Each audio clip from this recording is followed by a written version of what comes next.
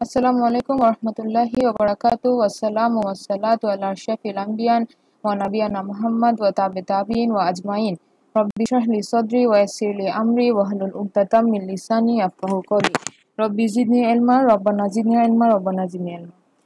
আলহামদুলিল্লাহ, আমরা আজকে নমনীয়তা নির্ণয়ের মধ্যে আমরা আরো কিছু এক্সারসাইজ যেটা আমরা দিয়েছিলাম আপনাদেরকে হোমওয়ার্ক হিসাবে, সেটা আমি সলভ করে দিচ্ছি।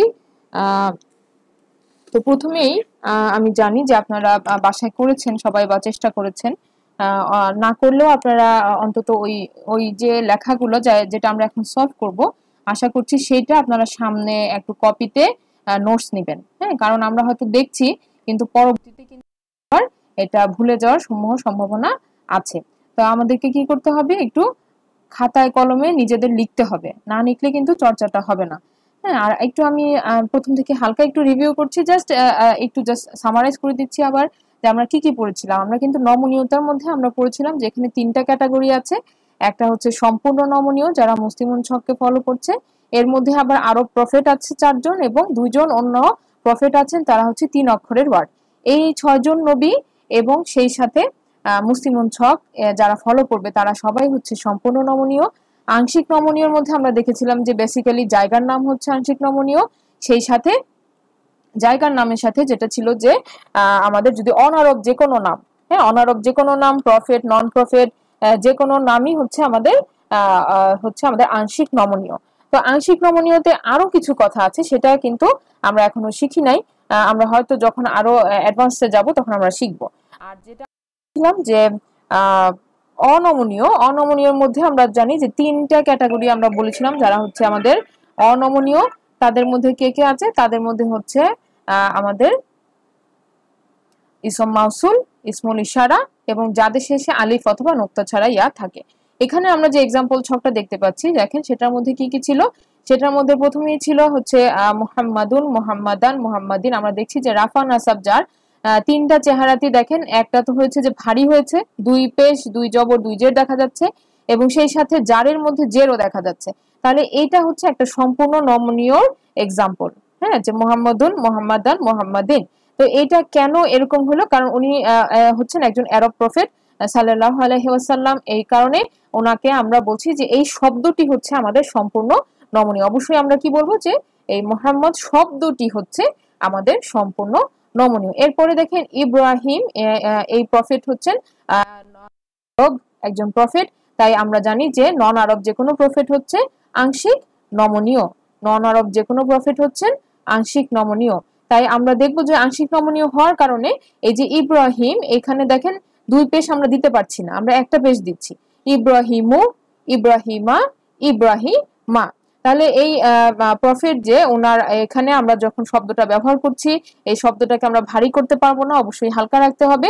এবং সেই সাথে শব্দটা যখন যার অবস্থায় বসবে, হ্যাঁ তখন কিন্তু এটার উপরে জবরই বসবে, এখানে জের বসবে না। তারপর দেখেন নূহ আলাইহিস সালাম, এটা হচ্ছে একটা 3 লেটার ওয়ার্ড। এই শব্দটি হচ্ছে 3 লেটার ওয়ার্ড এবং এই প্রফেট হচ্ছেন নন আরব প্রফেট। তারপরও আমরা ওনাকে কেন আমরা 2 পেজ দিচ্ছি? কারণ এটা হচ্ছে একটা 3 লেটার ওয়ার্ডস। এবং এখানে দেখেন 3 লেটার্স ওয়ার্ড গুলোর মধ্যে বৈশিষ্ট্য হচ্ছে যে মাঝখানের ওয়ার্ডটাতে একটা সুকুন বসে। হ্যাঁ, এই প্যাটার্নেরই হয় এবং আমরা দেখলাম যে নূহ আলাইহিস সালাম এবং লূত আলাইহিস সালাম হচ্ছে এই এই ধরনের ওয়ার্ডিং এ ওনাদের নামটা তৈরি হয়েছে। তাই ওনারা হচ্ছে সম্পূর্ণ নমনীয়। নুহন, নুহান, নুহিন। এই যে দেখেন 2 পেশ হলো মানে ভারী হচ্ছে এবং একই সাথে 2 জবর হচ্ছে, 2 জের হচ্ছে, জারে 2 জের হচ্ছে। এটা হচ্ছে যে যখনই আমরা দেখবো যে তানবিন হয়ে গেছে তার মানে এটা সম্পূর্ণ নমনীয়, একটা সিম্পল ওয়ে। হ্যাঁ, যে ডাবল যখন হয়ে যাচ্ছে, ডাবল জের, ডাবল পেশ এবং ডাবল জবর যখন হচ্ছে তার মানে এটা সম্পূর্ণ নমনীয়। আবার আমরা যখন দেখবো যে জারের মধ্যে 2 জের বসতেছে বা 1 জের বসতেছে, তাহলেও এটা সম্পূর্ণ নমনীয়। 1 জের বা 2 জের, এই যে জের যদি জারের মধ্যে হয় তাহলে আমাকে বুঝতে হবে কি, তাহলে বুঝতে হবে যে এটা হচ্ছে আমাদের সম্পূর্ণ নমনীয়।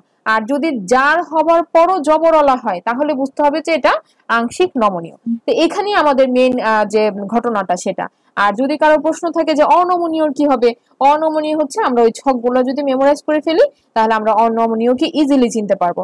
আমরা যে প্রফেটদের নামগুলো আমরা দেখেছিলাম লাস্ট ক্লাসে, যে 25 প্রফেট, 25 জন প্রফেটের মধ্যে অল্প কিছু নামই কিন্তু ছিল যাদের নামের শেষে কি আছে, ইয়া আছে। যেমন আমরা বললাম যে মুসা, ঈসা, ইয়াহইয়া, হ্যাঁ, এই নামগুলো শেষে হচ্ছে শব্দটির শেষে হচ্ছে ইয়া আছে, তাই এরা অনমনীয়। আর ইসমুল মাউসুল এবং ইসমুল ইশারা, এই দুটা ছক আমাদেরকে একটু পড়তে হবে, পড়লেই আমরা শব্দগুলো চিনতে পারবো। আল্লাজি, আল্লাজিনা, হাজা, উলাইকা, এই শব্দগুলো হচ্ছে আমাদের অনমনীয় শব্দ, মানে এদের রাফা নাসাব জারে চেহারা একই থাকবে। এখন আমাদের আজকের যেটা মেইন কাজ সেটা হচ্ছে আমরা এর উপরে যে ওয়ার উপর সাকিন, যেটা এটা কি জানি বলেছেন, এটা একটু আবার একটু ক্লিয়ার করতে হবে। ওয়ার উপরে সুকুন হয়, নোহন, আপনি যখন উচ্চারণ করবেন লুতুন, তখন দেখবেন যে ওয়াও এর উপরে সুকুন হচ্ছে, মানে এই 3 লেটারের শব্দগুলোর মাঝখানে লেটারটাতে সুকুন হয়। এখন আমরা যেটা দেখছি সেটা হচ্ছে যে আমরা কমপ্লিট করব আমাদের এক্সারসাইজটা। তো আপনাদের কাছে রিকোয়েস্ট থাকছে যে আপনারা কি করবেন, আপনারা আমার সাথে সাথে আপনাদের কপিতে এটা সলভ করবেন। কেউ কিছু বলার দরকার নাই, যদি কারো ভুল হয় আমরা কারেকশন করে নিব, যদি কারো অসুবিধা থাকে আমি পরে শুনছি, হ্যাঁ, আমি পরে আবার আপনাদের থেকে কোশ্চেনগুলো নিব। আপাতত আমি বলছি, আপনারা চেক করেন, যদি কনফিউশন থাকে আমরা পরে আবার আলোচনা করবো যে কেন এটা এরকম হলো, এই যদি আপনার কনফিউশন থাকে। তো প্রথমেই আমরা শুরু করছি, বিসমিল্লাহ। মুসা, মুসা দেখেন আমি বলছি, নিশ্চয়ই আপনারা লিখতে পেরেছেন যে এখানে ইয়া আছে, হ্যাঁ, নোক্তা ছাড়া ইয়া। তো আমরা বারবারই বলছি যে এই ধরনের শব্দটা হচ্ছে কি অনমনীয়, হ্যাঁ, আমরা শর্টকাটে একটু লিখছি, আমরা শুধু অ আর ন লিখছি, তার মানে আপনাকে বুঝতে হবে এটা পুরোটা হচ্ছে কি অনমনীয়। তারপরে দেখেন এই ওয়ার্ডটা জান্নাহ, জান্নাহ, এখন আমরা এখানে তো কিছু বলা নাই, তাহলে যদি কিছু বলা না থাকে আমরা ধরে নিব যে আমাদের বুঝতে হবে যে এই জান্নাত শব্দটা অ্যাকচুয়ালি কি।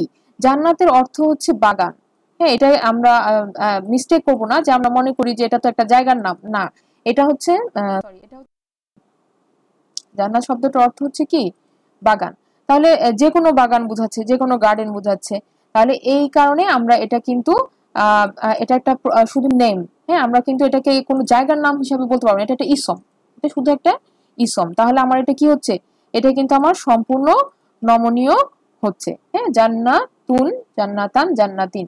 সো আমরা এটাকে বলছি এটা হচ্ছে আমাদের সম্পূর্ণ নমনীয়। আমরা একটু শর্টকাটে লিখছি, আমরা লিখছি স এবং ন, মানে সম্পূর্ণ নমনীয়, হ্যাঁ। তাহলে অনমনীয় হলে অন লিখলাম, সম্পূর্ণ নমনীয় হলে স ন লিখলাম, আর আংশিক নমনীয় হলে আ ন লিখবো, ঠিক আছে। তো এইভাবে আমরা বোঝানোর চেষ্টা করতেছি, আশা করি আপনারা লিখতে পারবেন। নাম্বার 3, ইউসুফ। এখন ইউসুফ একজন প্রফেটের নাম, এবং এই প্রফেটটা আমাদের নন আরব প্রফেট, উনি কিন্তু ওই 6 জন নবীর মধ্যে আসে নাই। 6 জন নবী ছিলেন মুহাম্মদ সাল্লাল্লাহু আলাইহি সাল্লাম, শোয়েব আলাইহিস সালাম, হুদ আলাইহিস সালাম এবং সালেহ আলাইহিস সালাম। সেই সাথে আরো 2 জন ছিলেন লূত আলাইহিস সালাম এবং নূহ আলাইহিস সালাম। এই 6 জনের মধ্যে ইউসুফ প্রফেট কিন্তু নাই। তাহলে ইউসুফ আলাইহিস সালামকে আমরা বলবো যে এটা যখন আমরা আরবিতে দেখব কি হবে, ইউসুফু, ইউসুফা, ইউসুফা, তার মানে এটি হচ্ছে আংশিক নমনীয়, হ্যাঁ, আমরা লিখি আ মানে আংশিক, হ্যাঁ, আংশিক এবং নমনীয়, ন, আন মানে আংশিক নমনীয়। আচ্ছা, এবার দেখেন নাম্বার 4, নাম্বার 4 এই যেটা ঈসা, ঈসা ইনি একজন প্রফেটের নাম, এবং ঈসা আলাইহিস সালামের যে নামটা সেটা শেষে দেখেন ইয়া আছে। সো এটা কিন্তু আমরা জানি যে অনমনীয়, ঠিক 1 নম্বরের মতো, মুসা আলাইহিস সালামের মতো ঈসা আলাইহিস সালামের নামের শব্দটাও হচ্ছে কি অনমনীয়। আপনারা লিখে নেন, এবং যারা লিখেছেন তারা চেক করেন, এটা হচ্ছে অনমনীয়, আমরা শুধু অন লিখলাম। নাম্বার 5, রহমা, রহমা, এটা দেখেন আমাদের কিন্তু এই শব্দটা আমরা যে কয়টা নিয়ম পড়লাম এই নিয়মের মধ্যে কিন্তু কোথাও আমরা পাচ্ছি না, এটা কোনো জায়গার নামও না, কোন প্রফিটের বা কোনো নামই না, হ্যাঁ, কোনো আরব অনারব নাম না, 3 লেটারও না। তাহলে আমরা এটাকে কি বলবো, রহমা, এটা হচ্ছে আমাদের সম্পূর্ণ নমনীয়, সম্পূর্ণ নমনীয়, মুসলিম ছককে ফলো করবে, সম্পূর্ণ নমনীয়। আচ্ছা, এখন দেখেন নাম্বার 6, সুলতান, সুলতান।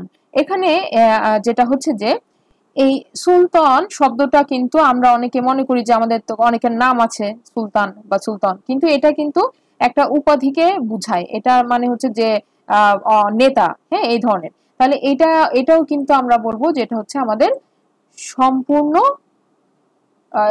সম্পূর্ণ নমনীয়, ঠিক আছে। সুলতানুন, সুলতানান, সুলতানিন, এটা হচ্ছে সম্পূর্ণ নমনীয়। তাহমিনা আপাকে রিকোয়েস্ট করছি, তাহমিনা আপা একটু ভিডিও অফ করে দিতে হবে। আচ্ছা, সুলতান, তাহলে আমাদের হচ্ছে সম্পূর্ণ নমনীয়, সম্পূর্ণ নমনীয়। ঠিক আছে, দেখেন লূত, লূত আলাইহিস সালাম, আমরা এটা জেনেছি উনি হচ্ছে সেই 6 জন প্রফেটদের মধ্যে যারা সম্পূর্ণ নমনীয়, এবং এই যে 3টা লেটারে এই শব্দটা তৈরি হচ্ছে, তাই আমরা লিখে ফেললাম এটা হচ্ছে সম্পূর্ণ নমনীয়। মুহাম্মদ, হ্যাঁ, সাল্লাল্লাহু আলাইহি সাল্লাম, এই নামটি হচ্ছে সম্পূর্ণ নমনীয়, কারণ উনি একজন আরব প্রফেট, আরব নবী, হ্যাঁ, এজন্য সম্পূর্ণ নমনীয়। নাম্বার 9 সাফিনা, সাফিনা এটা আমাদের অনেকের নাম হয়ে থাকে, কিন্তু অ্যাকচুয়ালি এটা কিন্তু একটা ইসম শুধু, হ্যাঁ, এটা আমরা বলতে পারবো না যেটা অনমনীয় বা এরকম কোনো চিহ্ন আমরা দেখতে পাচ্ছি না, আবার কোনো জায়গার নাম বা এরকম কিছু না, তাহলে এটা আমাদের সম্পূর্ণ নমনীয়, সম্পূর্ণ নমনীয়। আচ্ছা, এখন দেখেন এবার আমরা বলছি সাহিব, নাম্বার 10 সাহিব, সাহিব এটাও আমাদের সম্পূর্ণ নমনীয়।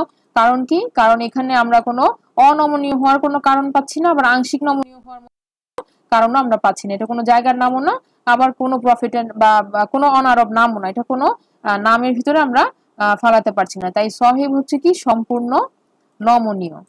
আচ্ছা, মসজিদ, মসজিদ এটাও হচ্ছে আমাদের সম্পূর্ণ নমনীয়। কারণ কি? কারণ আমরা যে কোনো কারণ যদি আমরা না পাই তাহলে এটা সম্পূর্ণ নমনীয়। সিম্পল ভাবে যদি আমরা চিন্তা করি যে আমরা প্রথমে দেখবো যে ওরকম নোক্তা ছাড়া ইয়া আছে কিনা, অথবা কোনো ইসম মাউসুল বা ইসমুল ইশারা কিনা, এগুলো যদি না হয় তাহলে অনমনীয় না।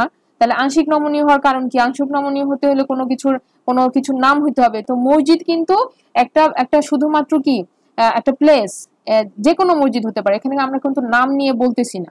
তো এটা এই কারণে কিন্তু আমার কোনো জায়গার নাম, পার্টিকুলারলি কোনো জায়গার নাম, আমি যদি বলতাম যে মসজিদুল হারাম, তাহলে এটা ফিক্সড হয়ে যেত, তখন আবার আলাদা কথা হইতো।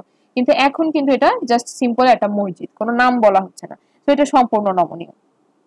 এরপর দেখেন হাজা, হাজা মানে হচ্ছে এটি আমাদের ইসমুল ইশারার মধ্যে পড়ে, হাজা, হাজিহি, হ্যাঁ, উলাইকা, হাউলাই, এগুলো আমাদের ইসমুল ইশারার মধ্যে পড়ে। তাহলে হাজা হচ্ছে কি আমাদের অনমনীয়, অনমনীয়, তাই আমরা লিখবো কি অন, অন, মানে সিম্পল করে ছোট করে লিখলাম অন। আচ্ছা, এরপরে যেটা আমরা বলছিলাম যে এটা আমরা লিখলাম হচ্ছে অন। দালাস, দালাস নাম্বার 13, দালাস হচ্ছে একটা জায়গার নাম, যেটাকে আমরা যে ইংরেজিতে যেটা বলি ডালাস, ডালাস, হ্যাঁ। তো এই ডালাস কি জায়গার নাম? তাহলে এটা হচ্ছে পার্টলি ফ্লেক্সিবল, পার্টলি ফ্লেক্সিবল, এবং এখানে দেখেন 1 2 3 4 লেটার আছে। সো এটা হচ্ছে আমাদের আংশিক নমনীয়, আমরা লিখে নেই এটা হচ্ছে আংশিক নমনীয়, দালাস। তারপর নাম্বার 14 আদম, আদম এই নামটা দেখতে মনে হইতেছে 3টা লেটার, তো কিন্তু আমরা প্রথমেই জানলাম যে ওই 6 প্রফেটের বাইরে সবাই হচ্ছে আংশিক নমনীয়, আবার এই আলিফের উপর একটা এক্সট্রা, সো এটা কিন্তু অ্যাকচুয়ালি ডাবল, হ্যাঁ, এখানে 3 লেটার না, মোর দেন 3 লেটার। সো আমরা এটাকে বলতেছি এটা হচ্ছে আমাদের আংশিক নমনীয়, আংশিক আংশিক নমনীয়। ঠিক আছে, আদম আংশিক নমনীয়। নাম্বার 15 কলাম, হ্যাঁ, কলাম, দ্যাট মিন্স এটা কোনো ফুল ফ্লেক্সিবল, এখানে আমাদের কোনো জটিলতা নাই, হ্যাঁ, এখানে কোনো রকমের জটিলতা কিন্তু নাই, সম্পূর্ণ নমনীয়। কলামুন, কলামান, কলামিন, ভারীও হবে এবং ইয়াও হবে। আর এখন এখানে কিন্তু আপনারা আবার কনফিউজ করেন না যে এটা তো 3 লেটার, এখানে আমার 3 লেটারের কথা আনারই প্রয়োজন নেই, কারণ এটা আমার জায়গার নাম না, প্রথম কথা এটা কোনো কিছুর নাম না, হ্যাঁ, এটা শুধু একটা ইসমকে বুঝাইতেছে, আর এট দ্য সেম টাইম এটা আমার অনমনীয় না, তাহলে এটা কি হবে? এটা সম্পূর্ণ নমনীয়, বাই ডিফল্ট সম্পূর্ণ নমনীয়, আর ওইগুলা হওয়ার জন্য কোনো একটা কারণ থাকবে। নাম্বার 16, নাম্বার 16 হচ্ছে মুসাইতির, মুসাইতির, মুসাইতিরও কিন্তু আমরা কোনো রিজনের মধ্যে ফেলতে পারছি না, তো এটাও আমাদের সম্পূর্ণ নমনীয়, সম্পূর্ণ নমনীয়, মুসাইতিরুন, মুসাইতিরান, মুসাইতিরিন সবই হবে।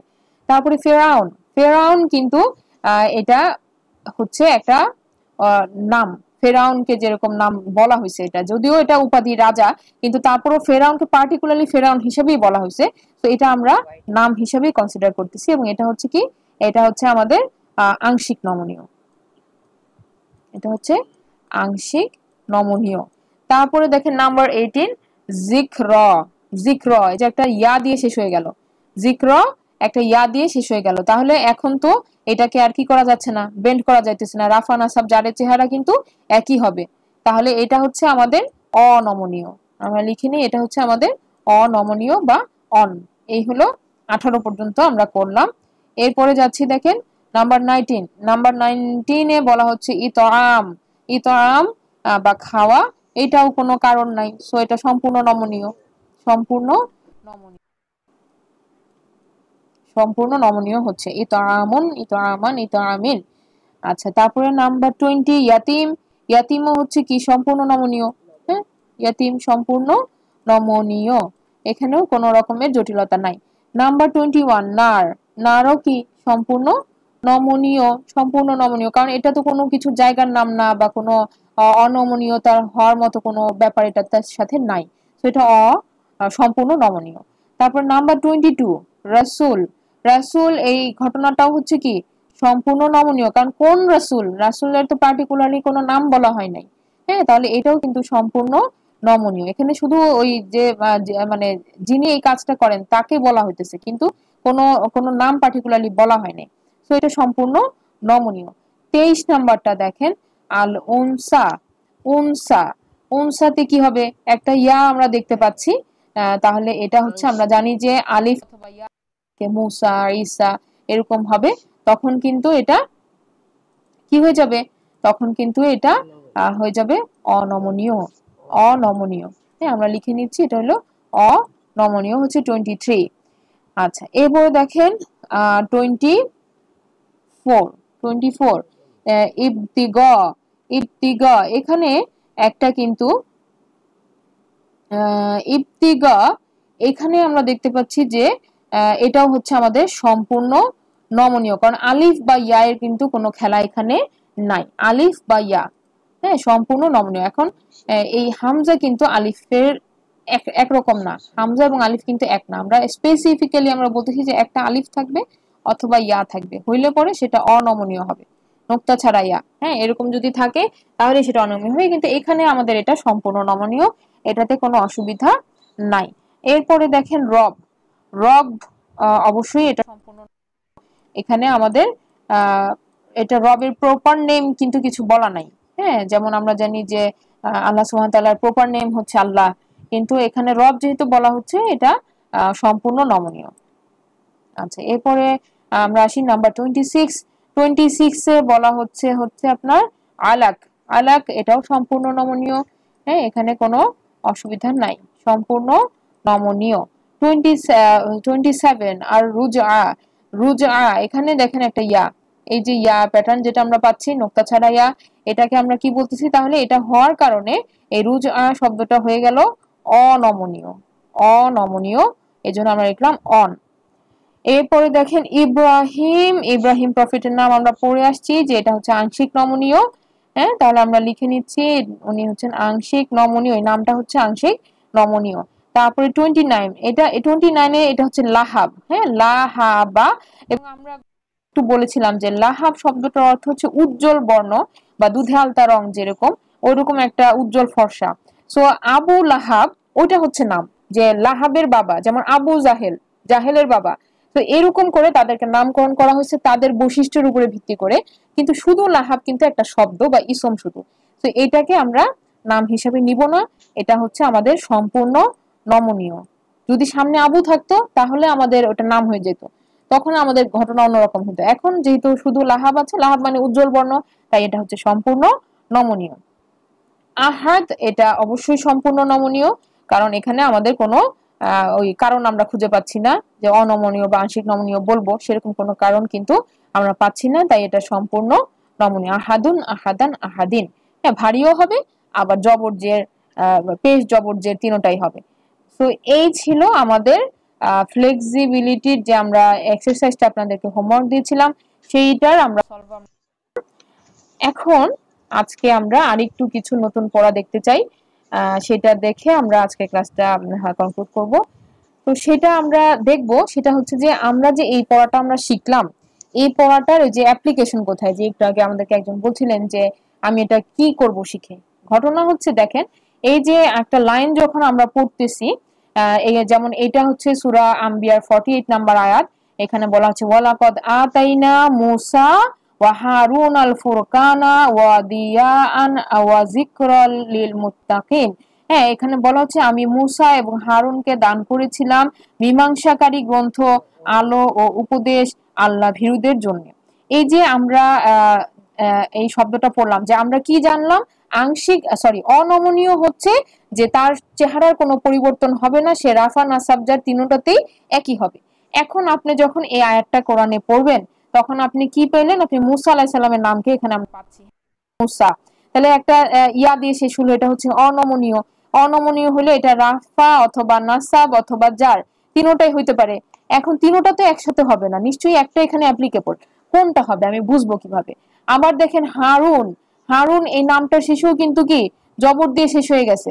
তাহলে এটা কি অবস্থায় আছে? এটা কি নাসাব অবস্থায় আছে? এটা কি রাফা অবস্থায় আছে? আমরা বুঝবো কিভাবে যে মুসা ও হারুন এখানে দুজনের নাম বলা হচ্ছে, দুজনই প্রফেট। এখন দুজনের নাম যখন বলা হচ্ছে তখন এটা কি হলো, আমরা কিভাবে বুঝবো যে ওনাদেরকে কি করা হচ্ছে? এই যে দেখেন, আমরা যদি অর্থটা দেখি, আমি মুসা ও হারুনকে দান করেছিলাম, এই পর্যন্ত আপনি যদি সেন্টেন্সটা নেন, আমি মুসা ও হারুনকে দান করেছিলাম। এখন আমরা ওই যে শিখেছিলাম, মনে আছে যে কে দান করেছিল, এরকম যদি আমরা কে প্রশ্ন করি তাহলে অ্যান্সার কি আসবে? আমি। তাহলে আমি বলতে এখানে কাকে বোঝানো হচ্ছে? আল্লাহ সুবহানাহু ওয়া তাআলাকে রেফার করা হচ্ছে। তাহলে কাজটা কে করেছেন? দান করার কাজটা করেছেন আল্লাহ সুবহানাহু ওয়া তাআলা। এখানে অবশ্যই মূসা এবং হারুন ওনারা দুইজন কিন্তু ডুয়ার না, কর্তা না, রাফা না। তাহলে আমরা এই সেন্টেন্স থেকে বুঝতেছি যে ওনাদেরকে কিছু একটা দান করা হয়েছে। হ্যাঁ, এখন আপনি যদি প্রশ্ন করেন কাকে দান করেছিলাম, হ্যাঁ, তাহলে আমাদের অ্যান্সারে আমরা কি পাবো? মূসা এবং হারুনকে। তাহলে ওনারা দুজন হচ্ছেন এই শব্দের, এই সেন্টেন্সের মধ্যে নাসাব। তো এইটা আপনি তো মিলাইতে পারবেন না যদি আপনি শুধু ওইটুকুই জানেন যে রাফা হচ্ছে পেজ দিয়ে, নাসাব হচ্ছে জবর দিয়ে, আর ইয়া হচ্ছে জের দিয়ে। তখন আপনার কাছে কনফিউশন মনে হবে যে যারও হইতে পারে জেরও হইতে পারে, কিভাবে আমি বুঝবো? এখন আমরা সেন্টেন্স দেখে, অর্থ দেখে আমরা মিলাই নিব যে না, এখানে এটা রাফা হবেই না, কারণ এখানে আল্লাহ সুবহানাহু ওয়া তাআলা কাজটা করছেন।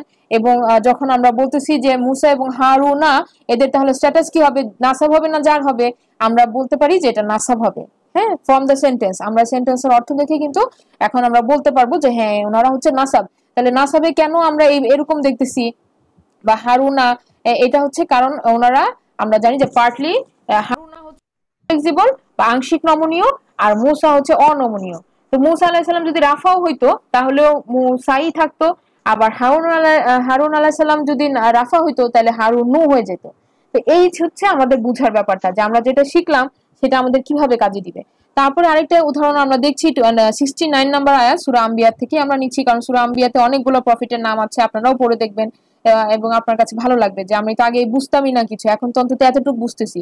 এটাই হচ্ছে আমাদের ভালো লাগার পয়েন্টটা, যে আমরা ছোট ছোট জিনিস যা শিখলাম, একদম ছোট ছোট জিনিস, এটা এমন কোনো বিরাট কিছু পড়ে ফেলি নাই বা শিখি নাই। রেকর্ডিং হচ্ছে, রেকর্ডিং হচ্ছে, জি। আচ্ছা, এখন দেখেন আমরা বলছি যে 69 নাম্বার আয়াত, যেটা আমরা বলছি যে বলা হচ্ছে কুলনা ইয়া নারু কুনি বারদান ওয়া সালামান আলা ইব্রাহিমা। হ্যাঁ, আমি বললাম, মানে আল্লাহ সুবহানাহু ওয়া তাআলা বলতেছেন যে আল্লাহ বললেন হে অগ্নি, মানে তুমি ইব্রাহিমের উপরে শীতল ও নিরাপদ হয়ে যাও। তাহলে এখানে ইব্রাহিমের উপরে শীতল ও নিরাপদ হয়ে যাও, আপনারা যদি সেন্টেন্সটা দেখেন, এই যে ইব্রাহিম শব্দটাকে আমরা পাচ্ছি জবর দিয়ে। হ্যাঁ, তাহলে আমরা জানি ইব্রাহিম শব্দটি হচ্ছে আংশিক নমনীয়, এটা রাফা নাসাব যার কি হবে? ইব্রাহিমও, ইব্রাহিমা, ইব্রাহিমা। এখন আমাদের প্রশ্ন হচ্ছে এই ইব্রাহিমা যে আমরা পাইলাম, এটা নাসাব না জার? বুঝবো কিভাবে? বুঝার উপায় হচ্ছে আমরা একটু অর্থটা দেখি। অর্থতে বলা হচ্ছে ইব্রাহিমের উপর। হ্যাঁ, এখন এটা আমরা এখনো পড়ি নাই, কিন্তু আমরা যদি যারা গ্রামারটা আগে করেছেন আমার সাথে তারা হয়তো খেয়াল করে দেখবেন যে আলা আছে সামনে, আলা হচ্ছে হরফ অফ জার। তাহলে আলা ইব্রাহিম, তাহলে ইব্রাহিমের উপর আলা হরফ অফ জার সামনে থাকার কারণে ইব্রাহিম কিন্তু জার মাজরুর হয়ে যাচ্ছে, মানে এটা এফেক্ট করতেছে। এই আলা হচ্ছে আমাদের হরফ অফ জার, হরফ অফ জারের ভিকটিম হচ্ছে ইব্রাহিম, তাই এটা ইব্রাহিমা, এটা হচ্ছে জার। তো এইভাবে আমরা আস্তে আস্তে, আমাদের কিন্তু এখনো জ্ঞানটা পরিপূর্ণ আসে নাই, আমরা একটু একটু করে শিখতেছি, আরো শিখবো তখন আমরা আরো সুন্দর করে এগুলো বুঝতে পারবো। তো আপনাদেরকে বলছি যে সবর করেন, ধৈর্য ধরেন, ইনশাল্লাহ আপনি আরো ভালো বুঝতে পারবেন। তবে এখন যতটুকু বুঝতে পারছেন তখন তাতেও কিন্তু আমরা আল্লাহর কাছে অনেক অনেক শুকরিয়া করতেছি যে অনেকে আমরা এইটুকুও বুঝতাম না, আমিও বুঝতাম, আমি কিছুই বুঝতাম না। সো আল্লাহ সুবহানাহু ওয়া তাআলা আমাকে যে এইটুকু বুঝতে আল্লাহ ক্যাপেবল করেছেন, আলহামদুলিল্লাহ। আমরা কিন্তু এখন ভালো লাগতেছে পড়তে, তাই না? এটাই আমাদের যে পাওয়া, যে এই কোরআনের ক্লাস থেকে আমরা আমাদের প্রাপ্তিটা এখানে, যে আমরা আগে একেবারেই বুঝতাম না, কিছুই বুঝতাম না, এখানে তাও একটু একটু বুঝতে পারতেছি, এটাই ভালো লাগা। সো এখন দেখেন 72 নাম্বার আয়াতে বলা হচ্ছে ওয়াহাবনা লাহু ইসহাক ওয়া ইয়াকুবা নাফিলা, আমি তাকে দান করেছিলাম ইসহাক আর পুরস্কার স্বরূপ দিলাম ইয়াকুব। মানে এখানে দান করার কাজটা কিন্তু কে করতেছেন? আল্লাহ সুবহানাহু ওয়া তাআলা করতেছেন। তাহলে এখানেও কিন্তু সেম, যে ইসহাক, দেখেন ইসহাক, এটা এই যে জবর দিয়ে শেষ হইলো, তাহলে এটা নাসাব না, করার কাজটা আল্লাহ সুবহানাহু ওয়া তাআলা করতেছেন। এবং এখানে কিন্তু তাহলে এই দুজনের নামটা কি? এরা হচ্ছে নাসাব অবস্থায় আছে, নাসাব। হ্যাঁ, দুইটাই হতে পারে, নাসাব অথবা জার, কিন্তু আমরা যখন সেন্টেন্সটা মিলাবো তখন আমরা বলবো যে এটা হচ্ছে নাসাব অবস্থায় আছে।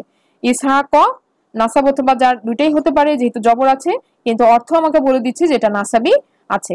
আবার ইয়াকুবা, ইয়াকুবা জবর দিয়ে শেষ হয়ে গেল। হ্যাঁ, এবং এরা কখনোই কি হবে না, এরা এই জবর দিয়ে শেষ হওয়ার কারণে নাসাব অথবা জার দুজনের চেহারাই কিন্তু এক, কিন্তু আমরা সেন্টেন্স থেকে অর্থ থেকে বলতে পারি যে এটা হচ্ছে নাসাব। কারণ যদি আমরা জিজ্ঞেস করি কে দান করলো, তাহলে আল্লাহ সুবহানাহু ওয়া তাআলা। কাকে দান করলো? তাহলে ইসহাক। হ্যাঁ, এবং কি দান করলো? ইয়াকুব। তাহলে ওনারা দুজনই হচ্ছে নাসাব। ডিটেল কিভাবে দান করলো, কখন দান করলো, কাকে দান করলো, এই যে অ্যান্সার গুলো দিচ্ছে, কি দান করলো, যত ডিটেল আমরা পাবো সব হচ্ছে নাসাব। তো এটা এই যে দুইজন প্রফেটকে এখানে নাসাব অবস্থায় আমরা দেখতে পাচ্ছি শব্দগুলোকে। আচ্ছা, এখন দেখেন 74 নাম্বার আয়াতে বলা হচ্ছে ওয়ালুতান আতাইনাহু ওয়া ইলমান, এবং আমি লুতকে দিয়েছিলাম প্রজ্ঞা ও জ্ঞান। একই রকম লুত আলাইহিস সালাম, যদিও আমরা জানি যে তিন লেটারের, হ্যাঁ 3 লেটারের, কিন্তু ওনাকে আমরা এখানে দেখতে পাচ্ছি নাসাব অবস্থায় আছে। এবং আমরা কিভাবে এটা বুঝতেছি? 2 জবর আছে, দেখেন ভারী অবস্থায় আছে, ভারী অবস্থায় আছে। তাহলে ভারী দেখেই আমি বুঝতেছি যে এটা সম্পূর্ণ নমনীয়। আর এখানে 2 জবর আছে, মানে এখানে কোনো কনফিউশনই নাই যে এটা যে নাসাব। হ্যাঁ, তাহলে আর যদি আমরা অর্থ থেকেও প্রশ্ন করি যে কে দিয়েছিল প্রজ্ঞা ও জ্ঞান, তাহলে এটা হচ্ছে আল্লাহ সুবহানাহু ওয়া তাআলা বলতেছেন আমি দিয়েছিলাম, মানে আল্লাহ সুবহানাহু ওয়া তাআলাকে রেফার করা হচ্ছে।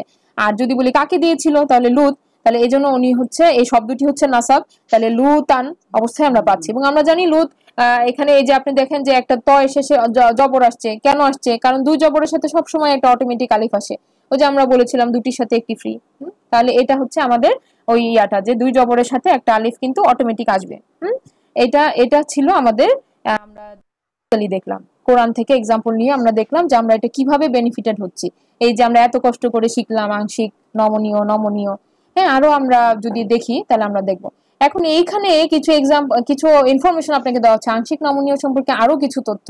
তো সব তথ্য আমি আপনাকে এখন বলে আপনার মানে ভরকাই দিতে চাচ্ছি না, কারণ এটার মধ্যে এমন কিছু ইনফরমেশন আছে যেগুলো আমরা এখনই বুঝবো না। শুধু আমি যেটুকু বলছি যে রং এর নামগুলো একটু রিডিং দিয়ে যাই, আপনি একটু মাথায় নেন, পরে আবার এটা আপনি সেট করেন। এটা হচ্ছে রং এর নাম হচ্ছে আংশিক নমনীয়। তুলনামূলক শব্দ যেমন গুড, বেটার, বেস্ট, তুলনা করা হচ্ছে, ভালো, আরো ভালো, আরো ভালো, সবচেয়ে ভালো, এরকম যখন তুলনা করা হয় তখন সেই শব্দগুলা হয়ে যায় আংশিক নমনীয়। শরীরের কোনো অসম্পূর্ণতাকে যখন বোঝানো হয়, যেমন বোবা, বাঁকা, হ্যাঁ এই ধরনের কোনো অসম্পূর্ণতা যদি বোঝানো হয় তাহলে সেটা হয়ে যায় আংশিক নমনীয়। আবার কিছু ব্রোকেন প্লুরাল আছে, যে ভগ্ন বহুবচন, যেটা আমরা এখনো পড়ি নাই, এগুলোর মধ্যেও যদি আলিফ থাকে মাঝখানে তাহলে দেখা যাচ্ছে সেগুলো আংশিক নমনীয় হয়। এই যে শব্দগুলো আমরা বললাম যে রং, তুলনামূলক, শরীরের কিছু অসম্পূর্ণতা, এবং যদি মাঝখানে আলিফ থাকে, এরকম কোন ভগ্ন বহুবচন, বা আমরা যদি বলি বহুবচন হচ্ছে, যেমন মসজিদ হইতেছে একটা মসজিদ, মাসাজিদ মানে অনেকগুলা মসজিদ, এরকম যদি হয় মাঝখানে একটা আলিফ দিয়ে যদি প্লুরাল হয়ে যায়, তাহলে এটা আমরা পড়ি নাই এখনো, ঠিক আছে? সো আপনার বুঝার কথাও না, আপনি চিন্তা করেন না, আমি শুধু একটু বলে যাচ্ছি যে এই শব্দগুলোর আগে যদি আলিফ লাম থাকে তাহলে, অথবা যদি এগুলো মুদাফ হয় তাহলে সেগুলো হয়ে যাবে সম্পূর্ণ নমনীয়। তাহলে এটা একটা ইনফরমেশন, আমরা আস্তে আস্তে এগুলো বুঝবো। শুধু যেটা আপনার ইনফরমেশনটা আছে সেটা আমি আপনাকে দেখালাম, যে আরো ইনফরমেশন আছে, মানে আমরা সব জেনে যাই নাই, আমাদের জানার অনেক বাকি আছে, এটাই জাস্ট আপনাকে বুঝাইতে চাইলাম। এখন আরবিতে নমনীয়তার নাম কি? এটা একজনের প্রশ্ন ছিল যে এই যে আমরা শিখতেছি এগুলার আরবিতে আমরা এগুলাকে কি নামে চিনবো? আরবিতে নাম হচ্ছে, বলা হচ্ছে মুনসারিফ। মুনসারিফ মানে হচ্ছে যেটা আমরা বললাম সম্পূর্ণ নমনীয়, সম্পূর্ণ নমনীয়কে আরবিতে বলা হচ্ছে মুনসারিফ গ্রামারে। আর আর যেটা হচ্ছে আমাদের আংশিক নমনীয় সেটাকে বলা হচ্ছে গাইর মুনসারিফ। হ্যাঁ, গাইর মানে ব্যতীত, তো গাইর মুনসারিফ।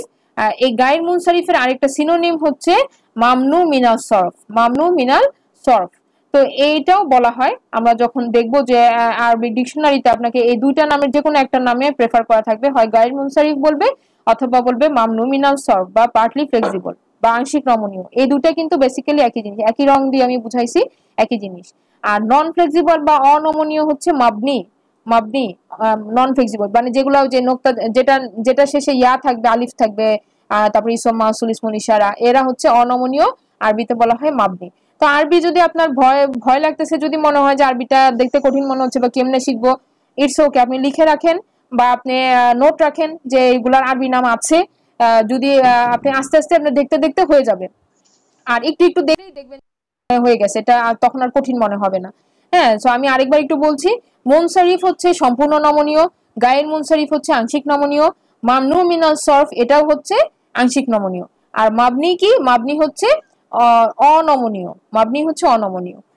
তো এটা আমাদের কেন জানতে হবে, যখন ওই যে আমরা ডিকশনারি খুঁজে বের করব যে একটা শব্দ আসলে কি, তখন যদি আপনাকে এরকম লেখা থাকে যে মামনু মিনাল সরফ, তখন আপনি বলবেন আরে এটা তো আমাকে পড়ায় নাই, হ্যাঁ এটা কি জিনিস, এটা আসলে পড়ানো হয়েছে, এটাই জাস্ট আপনাকে রেফার করা হলো যে মামনু মিনাল সরফ হচ্ছে আংশিক নমনীয়, যেটার মধ্যে জের বসবে না, এটাই সিম্পল কথা। এখন আমরা একটু সামারি করি যে আমরা আসলে কি শিখলাম। আমরা নিশ্চয়ই অনেক জোট মনে হচ্ছে যে এত কিছু শিখে ফেলছি, বাট যদি সামারি করি আমরা কিন্তু আসলে বেশি কিছু শিখি না, একটা ব্রাঞ্চ শুধু শিখার চেষ্টা করতেছি। যে আমরা জানি যে ইসমের 4টা বৈশিষ্ট্য, ইসমের কয়টা বৈশিষ্ট্য, 4টা বৈশিষ্ট্য, কি কি ছিল, স্ট্যাটাস, নাম্বার, জেন্ডার এবং টাইপ। হ্যাঁ, যে আমরা একটা ইসমকে যদি চিনতে চাই এই 4টা জিনিস মিনিমাম জানতে হবে, তাহলে ওকে আমরা চিনতে পারবো যে স্ট্যাটাস, জেন্ডার এবং টাইপ। এই যে এত কিছু আমরা পড়লাম, স্ট্যাটাস, নাম্বার, জেন্ডার, টাইপ, এটার মধ্যে কিন্তু এখনো আমরা ডিটেলসে যাই নাই, আমরা শুধু স্ট্যাটাস নিয়েই আসি। স্ট্যাটাসের মধ্যে আমরা কি পড়তেছি, স্ট্যাটাসের মধ্যে কিন্তু আমরা পড়তেছি রাফা, নাসাব নাকি জার।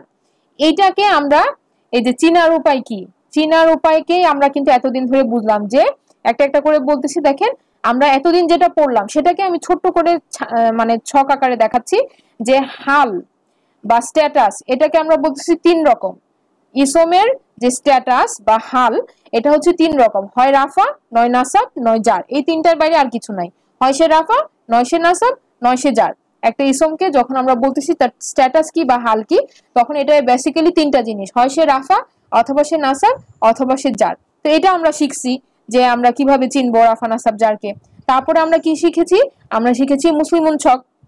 মুসলিমুন ছক মাসকুলিন, মুসলিমুন ছক ফেমিনিন, 2 রকমের ছক আছে, ভারী আছে, হালকা আছে, তাই না? মুসলিমুন ছকের আবার ভারীও আছে, হালকাও আছে। এগুলো সব কি আমরা বোঝার চেষ্টা করতেছি। আমরা কিন্তু আসলে স্ট্যাটাস কি জানার চেষ্টা করতেছি, যে মুসলিমও যদি থাকে তাইলেও রাফা, মুসলিমা যদি হয় তাইলেও নাসাব। হ্যাঁ, এই যে এক জবর হইলেও তো আপনার এক জবর এক পেশ এক জের হইলেও যে রাফা নাসাব যার হয়, সেটাই আমরা বেসিক্যালি হালকা ও ভারী থেকে দেখেছিলাম। আরেকটা কি দেখলাম লাস্ট, সেটা হচ্ছে নমনীয়তা। তাহলে এই সবগুলাই আমাকে বেসিক্যালি কি বলতেছে, আমাকে বলতেছে যে আমরা স্ট্যাটাসকে চিনবো কিভাবে, আমরা রাফা, নাসাব, জারকে চিনবো কিভাবে। এইটাই বলার জন্য বিভিন্ন রকমের টেকনিক নেওয়া হয়েছে। আমরা মুসলিমুন ছক শিখলাম, আমরা ভারী হালকা শিখলাম, আমরা নমনীয়তা শিখলাম, হ্যাঁ, আবার এই যে 3টা নাম শিখলাম।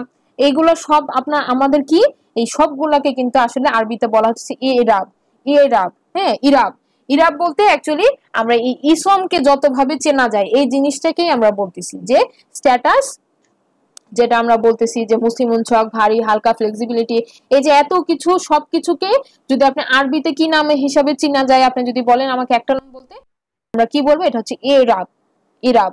হ্যাঁ, যে আমরা বলি ইরাব অ্যানালাইসিস, মানে বুঝার চেষ্টা করা যে একটা ইসমের মধ্যে কি কি আছে, কি আছে, রাফা নাকি নাসাব নাকি জার, এটা কি ভারী না হালকা, এটা কি হইলো, এটা কি আংশিক ফ্লেক্সিবল না পার্টি ফ্লেক্সিবল, সব দিয়ে আমরা কিন্তু বেসিক্যালি একটা জিনিসই চেনার চেষ্টা করলাম যে এটা রাফা নাকি নাসাব নাকি জার। সো এইটা ছিল আমাদের পড়া। এখন আমাদের আরো 3টা পার্ট কিন্তু তাহলে বাকি আছে। এই 3টা পার্ট আমরা গ্র্যাজুয়ালি শিখবো। আমাদের কি কি বাকি আছে, বাকি আছে আমরা এখনো নাম্বারটা ঠিক মতো বুঝি নাই, আমরা জেন্ডারটা এখনো ঠিক মতো বুঝি নাই, আর টাইপ, নির্দিষ্ট বা অনির্দিষ্ট, এখনো কিন্তু আরো অনেক ইনফরমেশন বাকি আছে। কিন্তু বেসিক কিন্তু আমরা জানি। বেসিক কি, আমার মুসলিমুন ছক কি আমাকে অনেক কিছু বলে দেয়, তাই না? বেসিকটা কিন্তু আমরা জেনে গেছি, মুসলিমুন ছক ফলো করে আমরা বেসিকটা বলতে পারতেছি যে ওখানে এক বচন, দ্বিবচন, বহুবচন ছিল, জেন্ডার ছিল, মুসলিমুন ছক যে পুরুষবাচক, স্ত্রীবাচক ছিল। আর টাইপ হতেছে আমরা সাধারণ যেটা জানছি যে আলিফলাম থাকলে হতেছে নির্দিষ্ট, আলিফলাম না থাকলে অনির্দিষ্ট। এটা আমাদের না, সেটা কিন্তু আরো ডিটেলস বাকি আছে। তো ডিটেলস এর মধ্যে আমরা আজকে যেটা দেখবো সেটা হচ্ছে জেন্ডার। জেন্ডার, জেন্ডার মানে হয় সেটা কি হবে, মাস্কুলিন হবে অথবা সেটা কি হবে, ফেমিনিন হবে। তো এখন আমরা জেন্ডারের মধ্যে এই যে আমরা বললাম পুরুষবাচক হবে অথবা স্ত্রীবাচক হবে, এদের আরবি নাম কি? পুরুষবাচককে বলা হচ্ছে মুজাক্কার এবং স্ত্রীবাচককে বলা হচ্ছে মুয়ান্নাস। এটা বেসিক্যালি যে আপনার জাকারা বলতে একজন পুরুষকে বোঝায়, আর আপনার হচ্ছে উনসা বলতে মহিলা বোঝায়, সেখান থেকেই মুজাক্কার এবং মুয়ান্নাস এই দুইটা শব্দ আসছে। তো এরা হচ্ছে বেসিক্যালি জেন্ডার, যে আমার পুরুষবাচক না স্ত্রীবাচক। তো এখানে আমরা একটু কথা বলতে চাই, সেটা হচ্ছে যে আরবি ভাষাটা কিন্তু অন্য ভাষা থেকে কম্পারেটিভলি বলা যায় যে সোজাই, অত বেশি জটিলতা নাই। যেমন আমাদের যদি আমরা বাংলা ভাষা হিসেবে চিন্তা করি, এখানে কিন্তু গ্রামার বেশ কঠিন, বাংলা ব্যাকরণ কিন্তু অনেক অনেক রকম ভাবে এটাকে বিশ্লেষণ করা হয়েছে, বুঝতে গেলে কেউ সময় লাগবে। কিন্তু আমরা যদি আরবিতে চিনতে যাই যে আমরা কিভাবে চিনবো কোনো একটা শব্দ কি পুরুষবাচক না স্ত্রীবাচক, সিম্পল ভাবে আপনাকে যদি বলি, তাহলে আপনাকে আসলে পুরুষবাচক শব্দ চিনতে হবে না। কারণ কি, আপনার স্ত্রীবাচক চিনলেই হবে। স্ত্রীবাচক হইতেছে অল্প কিছু নিয়ম আছে স্ত্রীবাচক চেনার। এই স্ত্রীবাচক যদি আপনার কোনো, আমরা বলতেছি যে স্ত্রীবাচক হওয়ার যদি কোনো চিহ্ন না থাকে বা কোনো কারণ যদি আমি না পাই যে শব্দটা স্ত্রীবাচক না, তাহলে কি, তাহলে পুরুষবাচক। ব্যাপারটা হচ্ছে এরকম যে আমি যখন বলে দিচ্ছি যে এই শব্দটা স্ত্রীবাচক না, তার মানে এটা পুরুষবাচক। বাই ডিফল্ট হইতেছে ম্যাক্সিমাম শব্দই হচ্ছে পুরুষবাচক। তাহলে আমরা অল্প কিছু স্ত্রীবাচক শব্দ চিনলেই কিন্তু আমাদের জেন্ডারটা কভার হয়ে যাচ্ছে। তো আমরা দেখার চেষ্টা করি স্ত্রীবাচক শব্দ কোনগুলা। প্রথমত দেখেন, স্ত্রীবাচক শব্দ হইতেছে প্রাকৃতিক ভাবে বা মাতৃগত ভাবে যেগুলো হচ্ছে স্ত্রীবাচক। এখানে একটু আমার কারেকশনটা করে নেই, সেটা হচ্ছে আমার টাইপিং এ কিছু মিস্টেক চলে আসছে। আচ্ছা, ওকে, ঠিক আছে। এখন দেখেন স্ত্রীবাচক শব্দ, প্রথমে আমরা বলতেছি যে স্ত্রীবাচক শব্দ কোনগুলো, যেগুলো আমরা বাংলা ব্যাকরণে বুঝি, যে মা, বোন, চাচি, খালা, তারপরে কন্যা, মেয়ে, হ্যাঁ, তারপরে এই ধরনের যত ফেমিনিন শব্দ যেটা অরিজিনালি প্রাকৃতিক ভাবে বা মাতৃগত ভাবে যেটা স্ত্রীবাচক, হ্যাঁ, সেটাই হচ্ছে স্ত্রীবাচক শব্দ। যেমন আমরা বলতেছি যে যে বাংলায় যেটা বলাবে, বাংলায় তো আমি অর্থটা বুঝি, এজন্য আমি শব্দটাও চিনতে পারি যে হ্যাঁ এটা তো স্ত্রীবাচক। যেমন আমি যদি বলি খালা, খালা তো কখনো পুরুষ হবে না, খালা অবশ্যই স্ত্রী বা ফেমিনিন একজন মানুষ।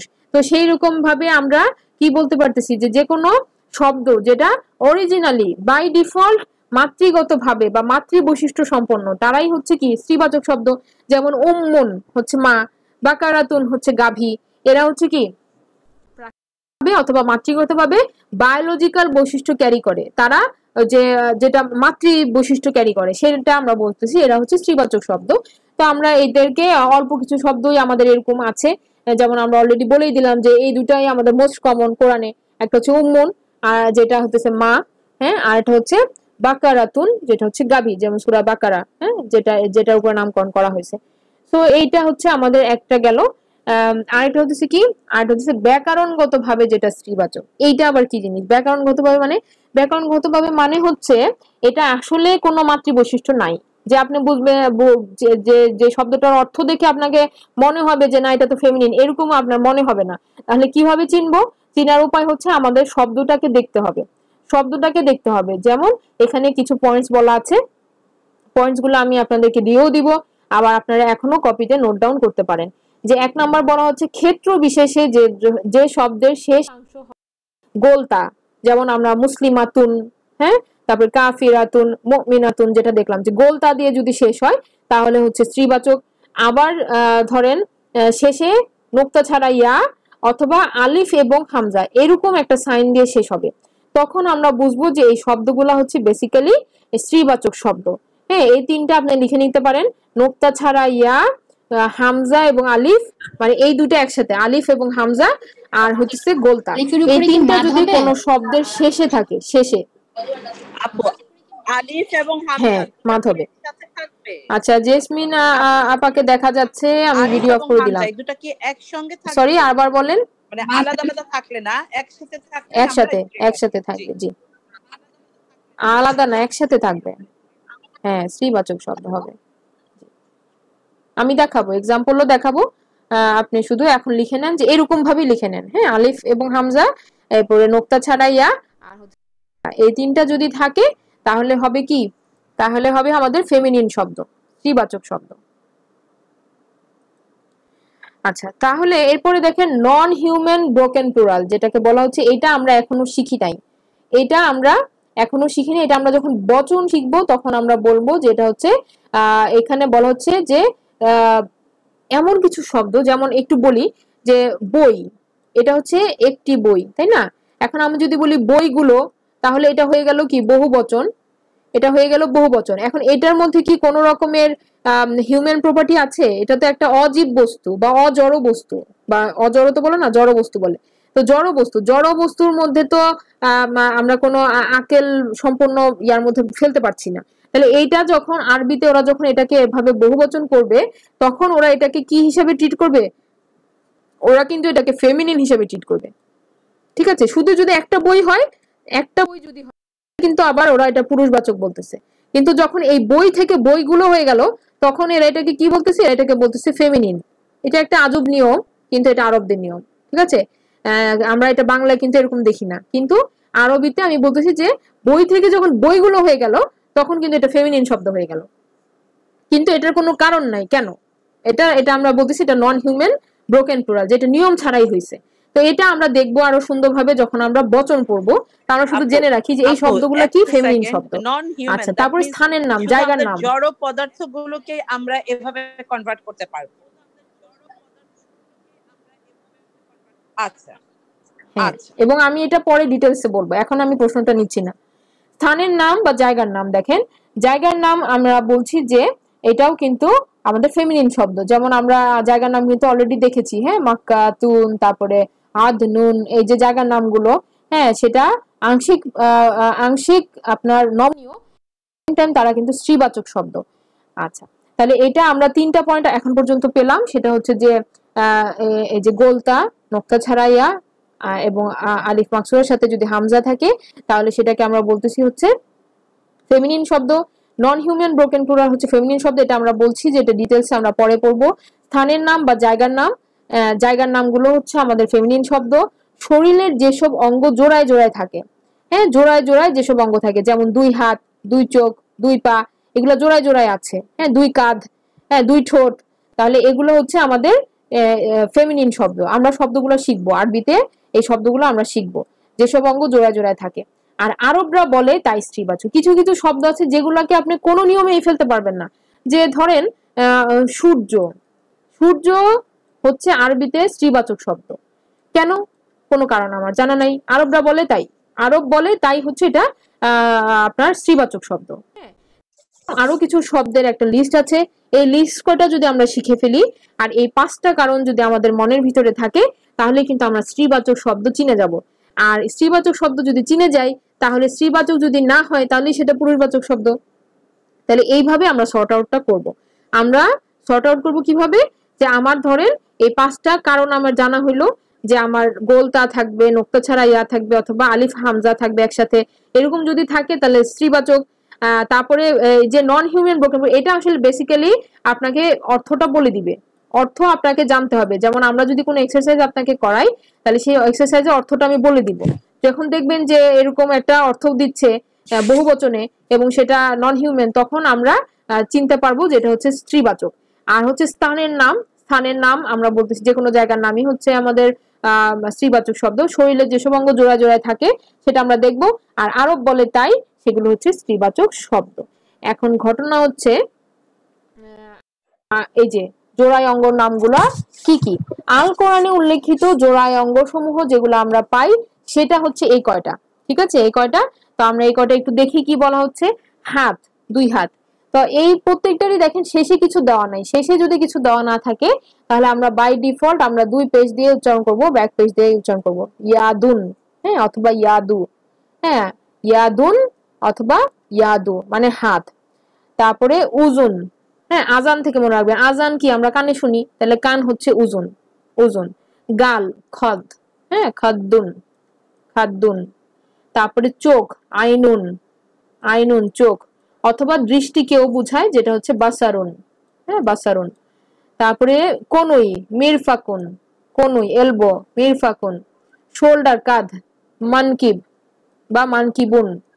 আমরা যেহেতু কিছু বলা নাই শেষে, আমরা এটা বাই ডিফল্ট রাফা হিসেবে পড়বো, ঠিক আছে। ইয়াদুন, উজুনুন, খাদ্দুন, আইনুন, বাসারুন, এলবো হচ্ছে মিরফাকুন, শোল্ডার বা কাঁধ হচ্ছে মানকিবুন। তারপরে পা, পা হচ্ছে কাদাম বা কাদামুন, হ্যাঁ, রিজাল বা রিজালুন, এটা হচ্ছে আমাদের পা, দুই পা। ঠোঁট, সাফা, হ্যাঁ, এটাকে আর কিন্তু দেখেন এটা কিন্তু একটা নন ফ্লেক্সিবল ওয়ার্ড, শেষেই আছে। সো সাফায়াত করা বলে না, সাফায়াত করা মানে মুখ খোলা, কারো পক্ষে সাক্ষী দেওয়া, মুখ, লিপস, সাফা। তারপরে হচ্ছে আপনার গোড়ালি, আকিবুন, গোড়ালি অথবা কাআবুন, কাব, তাহলে এরা হচ্ছে আপনার অ্যাঙ্কেল বা গোড়ালি, পায়ের গোড়ালি। আর হিল বা পদমূল যেটা বোঝানো হচ্ছে সাক, এটা হচ্ছে আমরা শব্দ চিনলাম। এই শব্দগুলা আপনাকে শিখতে হবে যদি আপনি ফেমিনিন শব্দ শিখতে চান। ফেমিনিন শব্দ চেনার অ্যাকচুয়ালি ওয়ে হচ্ছে কি, এক বছর ডাবল পেজ দেওয়াতে কি এক বছর, হ্যাঁ, এগুলো হচ্ছে স্ত্রীবাচক শব্দ। জোড়াটা কি একটাই, এটা জোড়ায় জোড়ায় আছে, জোড়ায় জোড়ায় আছে। আমরা এটা উচ্চারণ করতেছি এভাবে ইয়াদুন, কিন্তু এটা আপনি একটা হাতও হচ্ছে ইয়াদুন, আবার এখানে যদি আপনার, হ্যাঁ, একটাই এখানে সিঙ্গেলি বুঝাচ্ছে, কিন্তু এরা জোড়ায় জোড়ায় যে অঙ্গসমূহ সেগুলাকে কিন্তু আমরা স্ত্রীবাচক শব্দ হিসেবে বলতেছি, বাট এখানে আমরা একটা দিয়েই পড়তেছি। যেমন আইনানি হয়, আইনানি মানে দুই চোখ, আইনুন হচ্ছে এক মানে চোখ, বেসিক্যালি চোখ, সিঙ্গেল ভাবে যদি বলেন তাহলে আইনুন। আবার এটাকে যদি আপনি দুই চোখই বুঝান তাহলে যে আইনানি হবে। মনে আছে আইনানি যে আমাদের জটিলতা করেছিল, আইনানি, হ্যাঁ, তখন ওই যে এরকম আনি যুক্ত হবে, তো ওটা হয়, ওইটাও আছে, ওইটাও হয়। তো আমরা সিম্পল ভাবে চিন্তা করি, আমরা এটা জাস্ট আপনি শব্দগুলা চিনেন যে এইটা বলতে কি বোঝায়। ইয়াদ যখন বলা হতেছে, যে যেমন অনেকে বলতেছে না যে রাফুল ইয়াদান বা রাফুল ইয়াদিন, তখন কিন্তু অ্যাকচুয়ালি দুই হাত উপরে উঠানো, রাফা মানে উপরে উঠানো, আর ইয়াদ বলতে হাত, তো এই যে দুই হাত উপরে উঠানো হচ্ছে ইয়াদুন। তারপরে উজুনুন যেটা, বা আজান যেটা আমরা কানে শুনতেছি উজুন, হ্যাঁ, খদ হইতেছে গাল, আইনুন হইতেছে চোখ, এলবো হচ্ছে মিরফাক, মিনকাপ। তো এটা আপনি শিখতে থাকেন, এটা হয়ে যাবে, ঠিক আছে। আপনার আমরা ম্যাক্সিমাম জানি কদম, কদম বাংলাতেও আছে যে কদম ফেলে চলা, সামনে পা ফেলে চলা, হ্যাঁ, বা সামনে কদম ফেলা। তারপরে রিজল, এটাও হতেছে আপনার কদম। আকিব হতেছে আপনার গোড়ালি। সাক, হ্যাঁ, সাক কিন্তু এখানে এই শব্দটাই বলতে পদমূল বা হিল বোঝানো হয়েছে, যে পায়ের গোড়ালিরই যেটা হচ্ছে রুট, মানে যেটা নিচের দিকে থাকে সেটাকে বলা হচ্ছে সাক। আর সাফা তো আমরা চিনি, লিপস, মানে ম্যাক্সিমাম কমন, দুই একটা হয়তো আমাদের কাছে একটু হয়তো কমন না বা ফ্যামিলিয়ার না, আপনি দুই একবার রিডিং করলে এটা আপনার আয়ত্তে এসে যাবে।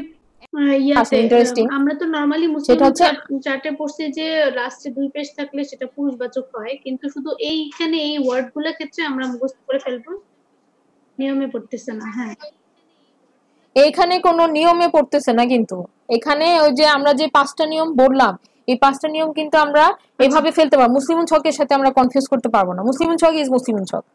আমরা বললাম যে এই 5টা নিয়ম আপনাকে মনে রাখতে হবে, যে এই 5টা নিয়ম হইলেই তারা স্ত্রীবাচক হবে, হ্যাঁ, স্ত্রীবাচক হয়ে যাবে। এখন স্ত্রীবাচক কেন হয়ে যাচ্ছে, এটা হচ্ছে আরবি গ্রামার অনুযায়ী হচ্ছে, আরবি ব্যাকরণ অনুযায়ী হচ্ছে, এটা নিয়মের মধ্যে ফেলবো না।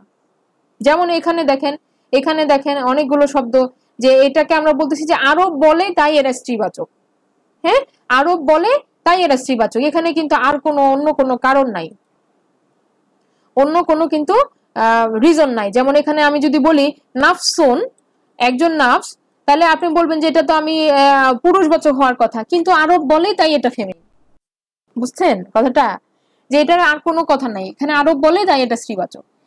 তো এখন এখানে এই যে শব্দগুলো আমরা দেখতে পেয়েছি, যে লাল রঙের দেওয়া শব্দগুলা, যেমন নাফস মানে মানুষ, সাবিল মানে রাস্তা, শামস মানে সূর্য, তারপরে যে পাশে পাশে দেওয়া আছে দেখেন, সূর্য মানে শামস, আকাশ মানে সামা, তারপরে জাহান্নাম হচ্ছে যে জাহান্নাম, তারপরে পৃথিবী হতেছে আর্থ, যুদ্ধ হতেছে হার্ব, তারপরে বাড়ি হইতেছে দার, হ্যাঁ, আগুন হইতেছে নার, তারপরে কুয়া হইতেছে বীর, বালতি হচ্ছে দালওয়া, তারপরে পথ হচ্ছে তারিক, লাঠি হচ্ছে আসা, মদ মানে খামার, কাপ হচ্ছে কাস, বাতাস হচ্ছে রিহ, আর জাহান্নাম আসাইর। এখন এই শব্দগুলো মনে রাখবো কিভাবে, অনেক মনে হইতেছে। একটা গল্প দিয়ে আমরা মনে রাখার চেষ্টা করি। হ্যাঁ, গল্প কিন্তু আমাদের পড়তেও ভালো লাগে, আমাদের শুনতেও ভালো লাগে, আবার মনে রাখার জন্য ইজি। তাই আমরা গল্পটা বলতেছি। দেখেন, একজন নাফস মানে রাস্তা দিয়ে হেঁটে যাচ্ছেন। হ্যাঁ, আমরা যখন এই শব্দগুলো আপনার মাথায় থাকবে, রাস্তা মানে আপনার মাথায় চলে আসতে হবে সাবিল। ঠিক আছে, সো আমি আরবিটা পাশেই দিয়ে দিয়েছি এবং আমি গল্পটা আগে বলি। একজন নাফস রাস্তা দিয়ে হেঁটে যাচ্ছেন, সূর্যের প্রখরতার কারণে তিনি আকাশের দিকে তাকাতে পারছেন না। তার স্মরণ হলো জাহান্নাম এর চেয়ে কতই না ভয়ঙ্কর। তিনি ভাবছেন পৃথিবীতে কত দেশে কত শান্তি আছে, অথচ তার দেশে যুদ্ধ চলছে। হঠাৎই তিনি লক্ষ্য করলেন একটি বাড়িতে আগুন জ্বলছে। তিনি দৌড়ে গিয়ে নিকটবর্তী কুয়া থেকে বালতি দিয়ে পানি আনলেন। পানি ঢেলে তিনি বাড়িতে প্রবেশের একটি পথ তৈরি করলেন। একটি লাঠি দিয়ে দরজাটি সরিয়ে দেখলেন কেউ নেই। টেবিলের উপরে পড়ে আছে মদে পূর্ণ কাপ। হঠাৎ একটি গরম বাতাস তার গায়ে এসে লাগলো, যেন জাহান্নামের অনুভূতি। হ্যাঁ, এটা একটা গল্প। গল্পটা মানে একটা খুব ক্লাইম্যাক্স সহ মনে হচ্ছে যে না জানি কি, কিন্তু আপনি যদি গল্পটা মনে রাখেন তাহলে আপনার কি হবে, অনেকগুলো ওয়ার্ডস আপনার ব্রেনের ভিতরে থাকবে। যে শব্দ 17টা শব্দ এখানে আছে, 17টা শব্দ আপনার যেন ব্রেনে থাকে যে এই কটা আরবিতে যেটা সেটা হইতেছে ফেমিনিন। এখন আরবিগুলো আমরা দেখি। নাফস মানে একজন ব্যক্তি। হ্যাঁ, নাফস মানে একজন ব্যক্তি বা একজন মানুষ। নাফসকে বোঝানো হচ্ছে বা সোল, আত্মা যেটা বোঝানো হয় একজন নাফস। রাস্তা হচ্ছে সাবিল। হ্যাঁ, বলে না ফি সাবিলিল্লাহ, আল্লাহর রাস্তায় খরচ করো, ফি সাবিলিল্লাহ, ওখান থেকে মনে রাখেন সাবিল মানে হচ্ছে রাস্তা। সূর্য হচ্ছে শামস, যদিও সূর্যকে আমরা কিন্তু বাংলা ভাষায় কিন্তু চাঁদকে মনে করে যে চাঁদের মতো সুন্দর, হ্যাঁ ফেমিনিন বলে, কিন্তু আরবিকে উল্টা, আরবিতে সূর্য হচ্ছে ফেমিনিন ওয়ার্ড শামস। সূর্যের প্রখরতার কারণে তিনি আকাশের দিকে তাকাতে পারছেন না। এখানে আকাশটা কি, আকাশ হচ্ছে সামা, সামা ওন। আপনি এগুলো সব পেজ দিয়ে উচ্চারণ করতে পারেন, কোনো অসুবিধা নেই। এক পেজ দিয়েও বলতে পারেন, 2 পেজ দিয়েও বলতে পারেন, ইটস ওকে।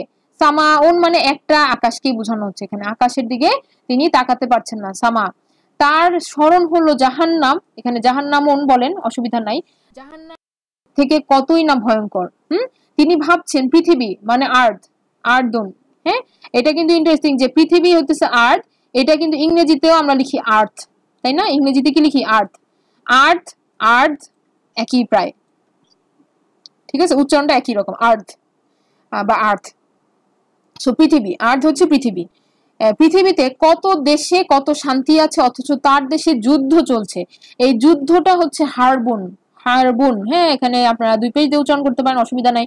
হারবুন, যুদ্ধ চলছে। হঠাৎই তিনি লক্ষ্য করলেন একটি বাড়িতে, বাড়ি হচ্ছে দ্বার, দারুন। হ্যাঁ, এটা আমরা বাংলাতে অনেক সময় বলি, কিন্তু দাঁড়ে দাঁড়ে ঘুরে বেড়াচ্ছে মানে বাড়িতে বাড়িতে ঘুরে বেড়াচ্ছে। এই যে দাঁড়ে দাঁড়ে ঘোরা, এটা আপনি মনে রাখবেন যে দ্বার হচ্ছে বাড়ি। হ্যাঁ, দারুন, দারুল আকসা এরকমও বলে কিন্তু।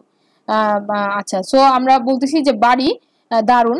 তারপরে হচ্ছে আগুন, আগুন মানে হচ্ছে নারুন, মানে হচ্ছে আগুন, নারুন হচ্ছে আগুন, এটা তো আমরা জানি, নারুন ওরকম, নারুন হচ্ছে আগুন। তারপরে তিনি দৌড়ে গিয়ে নিকটবর্তী কুয়া, কুয়া হচ্ছে বেরুন, বেরুন হচ্ছে কুয়া। ঠিক আছে, আপনি সব 2 পেজ লাগাই নেন। বেরুন হচ্ছে কুয়া, কুয়া থেকে বালতি, বালতি হচ্ছে দালওয়া, দালওন বলতে পারেন, অসুবিধা নাই, বালতি, দালওন। বালতি দিয়ে পানি আনলেন। হ্যাঁ, তাহলে দালওন হচ্ছে বালতি আর কুয়া হচ্ছে বেরুন। পানি ঢেলে তিনি বাড়িতে প্রবেশের একটি পথ তৈরি করলেন। পথ হচ্ছে তারিখ। হ্যাঁ, তারিকুন। এখানে আমরা যে যারা আপনারা কাবা ঘরে গিয়েছেন দেখবেন যে তারিখ তারিখ বলতে থাকে, আবার বাংলায় রাস্তাও বলে, আমি রাস্তাও শুনছি। হ্যাঁ, রাস্তা রাস্তা এরকম বলতে থাকে। সো আমি প্রথমে অবাক হয়েছি যে ওয়াও, আরবরা আবার বাংলাও বলতেছে কেন।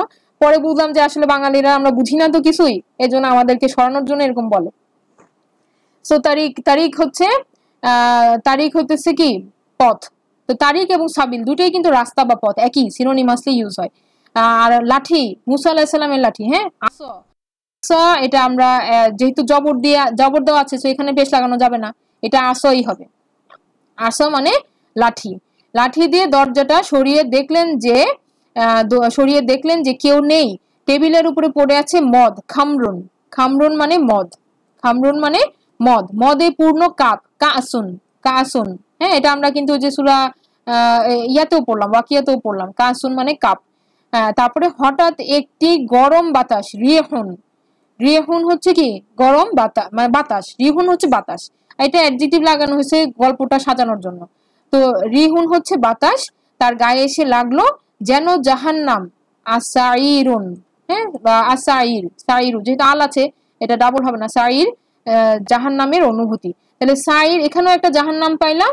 আবার প্রথমে দেখেন এই যে জাহান্নামের যে অরিজিনাল জাহান্নাম এটাও কিন্তু একটা শব্দ, মানে দুটাকে আমরা বলতে পারি যে আমরা যেটা বাংলা ভাষায় যেটা বলি জাহান্নাম বা দোজখ, এই দোজখ অ্যাকচুয়ালি বলে না জাহান্নামী, এইটাই কিন্তু আসলে দুইটা নাম, একটা হচ্ছে জাহান্নাম আবার সাইর, এবং দুটাই ফেমিনিন শব্দ। যদিও এই শব্দগুলোর একটার মধ্যেও কিন্তু কোনো ফেমিনিনের সাইন নাই, হ্যাঁ, এবং আমরা এটা বলতে পারবো না যে এই কারণে এই হইলো না, কি কারণে হইলো, কারণ আরব বলে তাই, এটার আর কোনো কারণ নাই ফেমিনিন হিসেবে আর কি। না না না, এই কয়টা ওয়ার্ডকে ফেমিনিন হিসেবে চিনি, আর ওই যে ওই চিহ্নটা আছে আন্ডারে কি এই কয়টা শব্দ, গোলতা ওটা তো আছেই, হ্যাঁ এই কয়টা শব্দই, হ্যাঁ এখানে কয়টা শব্দ আছে দেখেন ইন টোটাল, এখানে আপনার হচ্ছে আমরা যদি গণি 1 2 3 4 5 6, তারপরে যে 7 8 9, আমি জানি এখানে 17টা আছে, তাও একটু দেখাচ্ছি 11 12 13 14 15 16 17। তো এই 17টা শব্দ আপনি গল্পটা দিয়ে মনে রাখেন, আপনি ভুলবেন না, হ্যাঁ গল্পটা কিন্তু আর প্র্যাকটিক্যাল, গল্পটা এখনের সাথে যায়ও, বিভিন্ন দেশে যুদ্ধ চলতেছে, এমন কোনো আনইউজুয়াল কোনো ঘটনা না যে এটা আবার কি জিনিস, পৃথিবীর বুকে তো এরকম নজির নাই, তা না, এটা সব যুগে সবসময় যুদ্ধ বিগ্রহ চলছে এবং এগুলা খুব কমন, তাই না আমাদের সিনারিওটা। সো আমরা এটা যদি মনে রাখেন, আপনি ছবিটা মনে রাখেন, যে একটা ছবি চিন্তা করেন যে একটা লোক সে হেঁটে যাচ্ছে রাস্তা দিয়ে, হ্যাঁ সে আকাশের দিকে তাকাইতে পারতেছে না, এত কড়া সূর্য, আপনি যদি একটা ইমাজিন করেন না ছবিটা একবার, তাহলেই দেখবেন যে আপনার মাথায় গল্পটা সেট হয়ে যাচ্ছে, যে সে তাকাইতে পারছে না, তার হঠাৎ মনে হইতেছে আল্লাহ জাহান্নামের আগুনের থেকে কত ভয়ঙ্কর, হ্যাঁ তারপরে সে ভাবতেছে পৃথিবীতে কত দেশে কত যুদ্ধ চলতেছে, কত দেশ কত শান্তিতে আছে, আর আমার দেশে এরকম যুদ্ধ চলতেছে, মানে সে একটা যুদ্ধের দেশে আছে।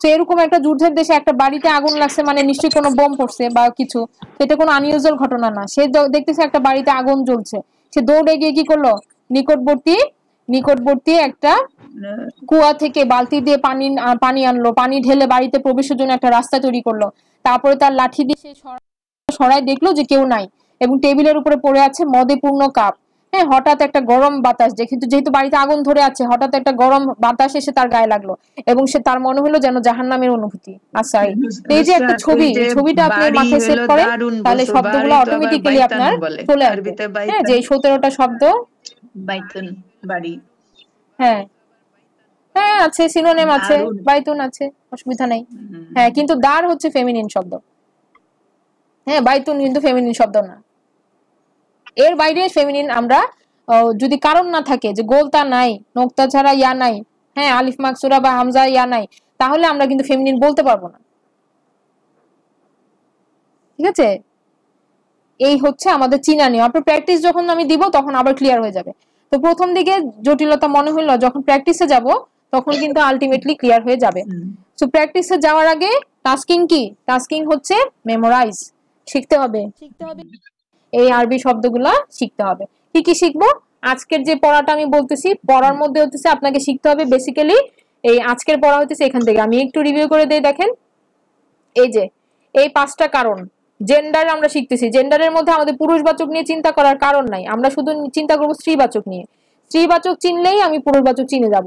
কিভাবে, একটা হচ্ছে আমরা প্রথমেই বললাম প্রাকৃতিক ভাবে যে শব্দগুলা মাতৃ বৈশিষ্ট্য সম্পন্ন, যেমন মা, উম্মুন, এই শব্দটাই মনে রাখেন, উম্মুন বাকারাতুন, আপাতত এই দুটাই মনে রাখেন, উম্মুন বাকারাতুন, এই দুটো শব্দ হচ্ছে বায়োলজিক্যালি ফেমিনিন। আচ্ছা তারপরে হচ্ছে কি ব্যাকরণগতভাবে কারা, স্ত্রীবাচক, ব্যাকরণগতভাবে হচ্ছে এই যে গোলতা থাকবে, নোক্তা ছাড়া ইয়া থাকবে, তারপরে আলিফের সাথে হামজা থাকবে। তারপরে আমরা বললাম যেই শব্দগুলা আসলে মানুষের সাথে কোনো মিলই নাই, জড় বস্তু, কিন্তু সেগুলা বহুবচন যখন হয় তখন সেগুলাকে আরবরা ফেমিনিন হিসেবে ট্রিট করে। তারপরে জায়গার নাম, তারপরে শরীরে যেসব অঙ্গ আর আরব বলে তাই, হ্যাঁ এখানে এই যে শরীরে জোড়ার নামগুলো আমরা শিখে নিব, হাত, কান, তারপরে 2 গাল, 2 চোখ, কনুই, শোল্ডার, কাঁধ, তারপরে পা, ঠোঁট, গোড়ালি এবং পদমূল বা হিল, আর হচ্ছে এই যে আজকে যেটা বললাম এই ছকটা। তো আমি এই স্লাইডগুলো আপনাদের দিয়ে দিব ইনশাআল্লাহ গ্রুপে, আপনারা এগুলা রেডি হন, খাতায় লিখেন, শিখেন, হ্যাঁ এবং আস্তে আস্তে, এত পেরেশানি হওয়ার কিছু নাই যে আপনার এক রাতে শিখে ফেলতে হবে, নট দ্যাট। আপনার 1 সপ্তাহ সময় আছে আমাদের, আমরা শিখবো, ঠিক আছে? এটাই হচ্ছে টার্গেট। এবং আপনি দেখবেন যে অনেক ওয়ার্ডস আপনি পাচ্ছেন কিন্তু কোরআনে। এই সামা কতবার আসে, সামা, সাবিল, নাফস কতবার আসে, শামস আসে, কিন্তু হয়তো আমরা জানতামই না শামস মানে সূর্য। আমি যেমন জানতাম না, আমি যেমন একদম জিরো থেকে আমি শিখছি। তো আমার কাছে খুবই মজা লাগছে যে এটা মানে আমি জানি না, এটা এত সোজা, এতবার পড়তেছি আমি জানি না, এরকম। তো আপনারাও হয়তো কেউ ইন্টারেস্ট পাবেন, ইনশাল্লাহ পাবেন, কারণ এটা আল্লাহর কথা, প্রত্যেকটার মধ্যে বারাকা আছে। নমনীয়তার ওই তো আমরা আজকে গ্রামার ক্লাসটা আমরা এখানেই শেষ করছি। আল্লাহুম্মা আশহাদু আল্লা ইলাহা ইল্লা আনতা আস্তাগফিরুকা ওয়া আতুবু ইলাইক। হ্যাঁ।